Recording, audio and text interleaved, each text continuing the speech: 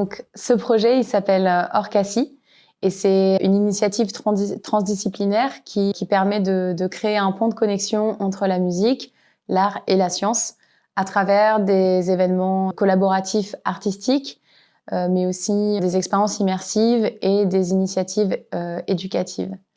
Et ce projet, en fait, il est né d'un rêve. Et ce rêve, il est apparu au moment juste après une rupture où j'étais au fond du trou, hein, pour être honnête. Et il y a eu un moment vraiment clé où je me suis dit mais il faut vraiment que je me reconnecte à mes rêves, à ce qui m'anime, à ce qui me met en joie.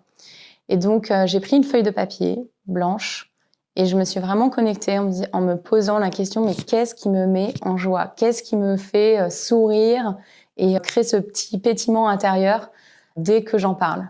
Et le mot que j'ai noté, c'est les dauphins. Et c'est à partir de ce moment-là que je me suis dit, il faut que j'aille à la rencontre des dauphins libres. Et au même moment, je reçois une suggestion d'une vidéo Facebook qui me montre le film Mer Océan, réalisé par Anne Paris et Yann Kounen, que j'ai invité donc à l'événement. Et le lendemain, je reçois une newsletter de l'INRES qui mettait à l'honneur Mer Océan. Donc là, je me suis dit, redoublement, il faut absolument que je voie ce film.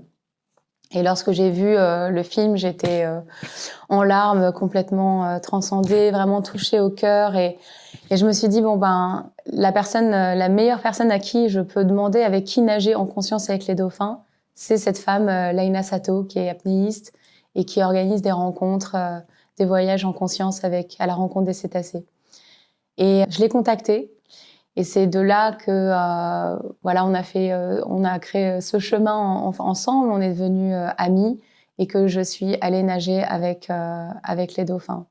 Et en parallèle, en fait, je suis très impliquée donc dans le milieu de la musique.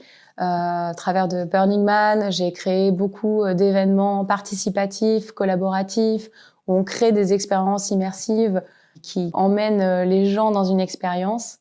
Donc, pour moi, c'était tout naturel de créer un peu ce format-là et donc et de réunir science, art et musique.